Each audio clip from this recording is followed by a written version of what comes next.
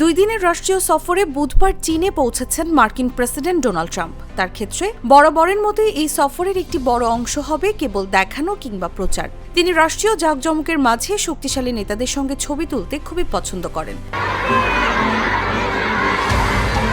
যদিও নীতির দিক থেকে দেখলে পরিস্থিতি অনেক বেশি জটিল। জীবনযাত্রার ব্যয় বৃদ্ধি নিয়ে জন অসন্তোষের কারণে ট্রাম্পের জনপ্রিয়তার হার দ্রুত কমছে এবং এবছরের মধ্যবর্তী নির্বাচনে রিপাবলিকানদের পরাজয়ের আশঙ্কাও বাড়ছে।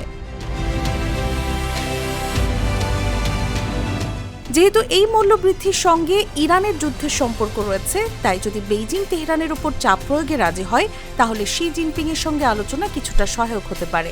তবে এটি ট্রাম্পের জন্য অত্যন্ত কঠিন একটি লক্ষ্য। বিনিময়ে শি জিনপিং ওয়াশিংটনের তাইওয়ানের প্রতি সমর্থন, বিশেষ করে অস্ত্র সরবরাহ নিয়ে ট্রাম্পের কাছ থেকে কিছু ছাড় চাইতে পারেন।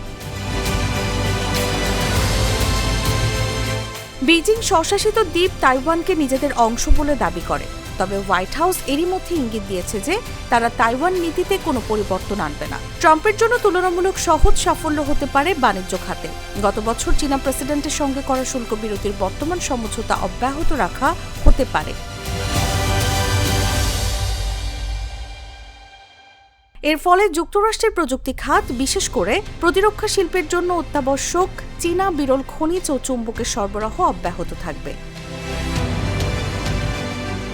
এছাড়া যুক্তরাষ্ট্রে চীনা বিনিয়োগ নিয়ে নতুন প্রতিশ্রুতির দিকেও নজর রাখা উচিত, যেমন বোয়িং বিমান কেনা এবং আরও বেশি মার্কিন সয়াবিন আমদানি, যা নির্বাচনে গুরুত্বপূর্ণ কিছু অঙ্গরাজ্যের হতাশ কৃষকদের জন্য গুরুত্বপূর্ণ বিষয়। নিউজ ডেস্ক, জাগো নিউজ।